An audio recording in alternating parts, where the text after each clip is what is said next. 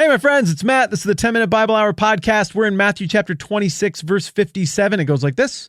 Those who had arrested Jesus took him to Caiaphas, the high priest, where the teachers of the law and the elders had assembled. Caiaphas is the big dog. He's the kingpin. He's the one who was always the big boss at the end of the level who Jesus was going to have to face. Jesus is being held out as the mediator between God and man.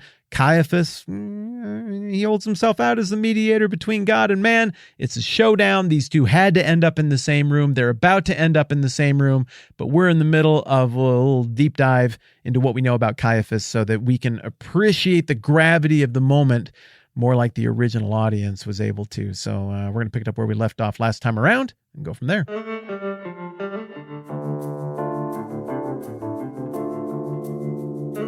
Even though Caiaphas isn't on screen until the very end of Matthew, everybody knows that he is the big power, the kingpin.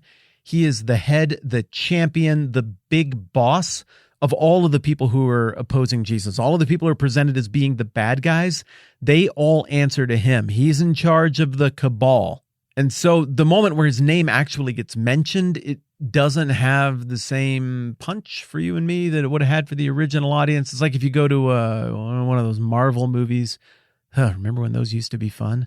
My goodness, it feels like work. Like, all right, well, I'm obligated. We go to these Marvel movies. I got to find out what happens next, or I won't be able to keep track.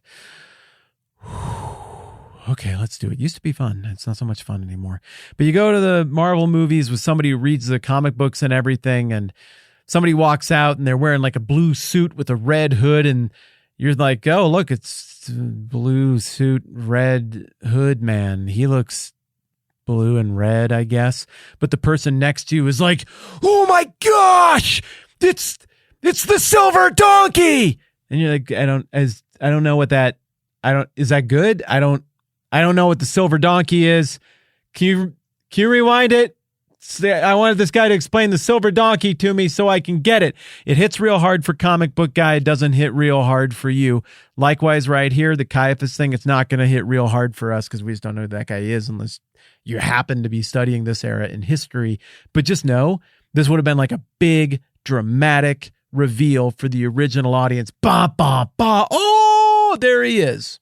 To put it simply, the loyalists to Rome would have been pretty fond of Caiaphas, and if they had any gripes with Caiaphas, it would be that he wasn't effective enough in trying to bend the knee to Rome and to manipulate the religious politics in Jerusalem toward those ends, that he wasn't shrewd and clever enough in prosecuting political warfare against those who were sympathetic to the Zealots and the idea of independence. But nobody from that crowd would have been mad that he liked Rome. They were the appeasers and they liked Rome as well. They thought this was the only way forward. A whole lot of other people reading this who wanted to be done with Rome would have just despised Caiaphas for being, well, whatever the exact opposite of your political alignment is, he would have been that, utterly reviled. Now, probably where you're listening to this, it's not like a situation where your preferred politicians and most reviled politicians are the difference between having a country and not having a country, or being independent and not being independent. Maybe for a few of you that's the case. But if you can imagine the level of animosity one might feel if the stakes were that high, then you got to apply that here. So the dropping of the name Caiaphas here is going to conjure a lot of emotions from a lot of people. This is a very big name. He is a part of a family legacy of power and being in bed with the Romans. And based on the fact that people rallied to Jesus' side and responded to what John the Baptist had to say before that, and frankly, based on the fact that people responded to several less compelling messianic claimants so enthusiastically before John and Jesus, you got to conclude that the era that was defined by Annas and Caiaphas and their lengthy combined high priesthoods, they weren't an era that inspired great religious confidence in the people. Something that made people feel really unsettled and like, this can't be it. There's got to be something more. And so they were very receptive to the idea of a kingdom. And indeed, they even came out just a few chapters earlier waving palm branches and yelling Hosanna at Jesus when he rode in on a donkey, like they even knew what that meant and that it was a fulfillment of Scripture. I guess what I'm partly trying to say is I don't think a lot of people reading this would have been like, who gets it is Caiaphas. That guy right there has got a plan. He understands God and religion, and I've just loved the way church, I'm obviously using that term anachronistically and tongue-in-cheekily, but man, things have just been great since that cat's been in charge. Caiaphas, may he live forever. This is the best we've ever done it. Now, Caiaphas was an establishment guy who establishment people would have really loved, but your normal people, they wouldn't have had a tremendous amount of affection for him, I don't think. And that's part of the reason that in Luke 16, where you get the story, maybe it's a parable, people don't know quite how to categorize it, where Jesus talks about the rich man and Lazarus, and there's this rich guy who has these 5 brothers or brothers-in-law, maybe, and every time he passes by the poor guy, he's like, I don't care about your stupid stuff, and he's a jerk, and then he dies, and then he realizes he was wrong about everything. He's like, let me go back and tell my 5 brothers about what's going on. It's like, no, we're not going to let you do that, because even if somebody came back from the dead, they probably wouldn't believe.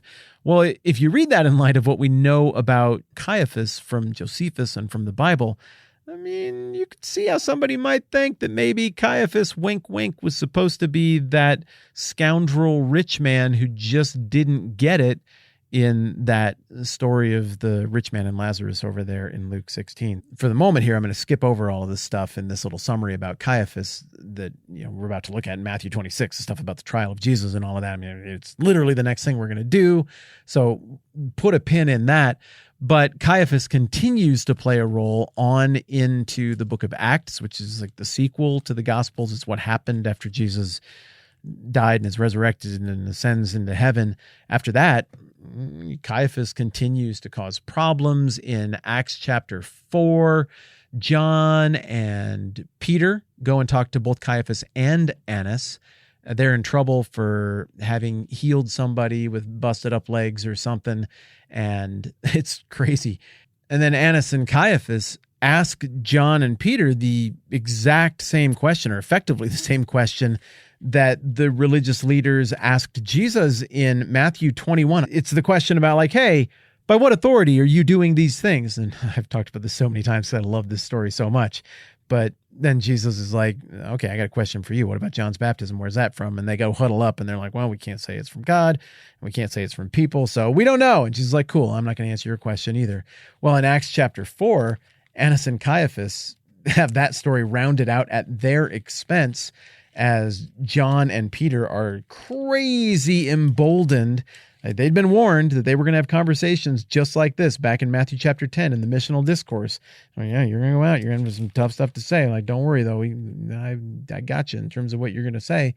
And so Peter in particular just lets him have it. And he's like, Jesus is the Christ, and he's who you crucified, but God raised him from the dead, and it's by this power. Like, Peter isn't subtle at all. There's no coy like, well, why don't you tell me something and then I'll tell you. Like, Jesus did the right thing in playing that game in Matthew 21.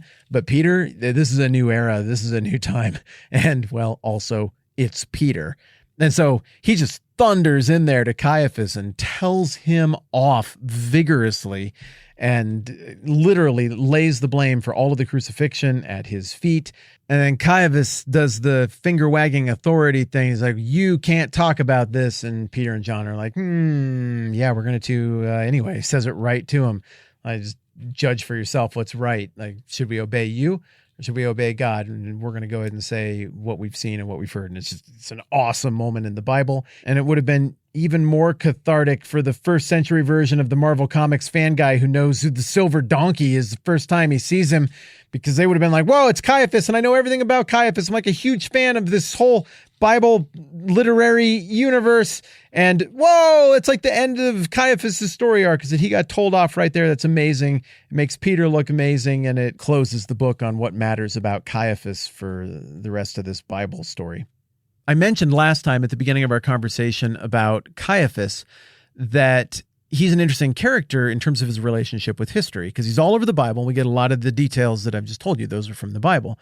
A lot of those same details are fully corroborated outside of the Bible by Josephus. But then Caiaphas also is a character who looks to have been confirmed by archaeology beyond the Bible and beyond Josephus.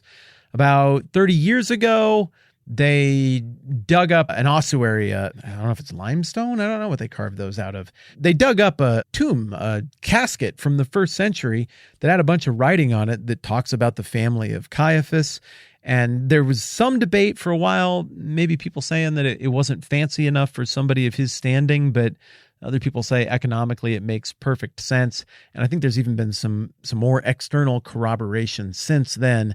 So it's like 90-some% sure that we have physical evidence of Caiaphas and his burial place. And I don't know if there are remains in there. Like, is there like little bits of Caiaphas dust still lingering around in there? I guess I don't know that, but it looks like Caiaphas was in that box or in that room or tomb where those boxes were. So he's a pretty fascinating character from history because it's one of those places where you can go and touch a box. Well, I don't know if you're not allowed to, but if you were allowed to, you can go and touch a piece of physical history that is connected with, like physically connected with the guy who's going to end up condemning Jesus to death or bouncing him back to Pilate for the official sentence to be read. So it's a real neat connecting point historically, that is, that this character is so well attested and that we even have modern evidence with near certainty involving him. I think that kind of stuff is super fascinating, and I like telling you about it. Okay, that's all I got on Caiaphas. Hopefully it's enough for us to appreciate a bit more the gravity of who this dude is. Now the big bad guy is on screen. You can't go up the ladder any further.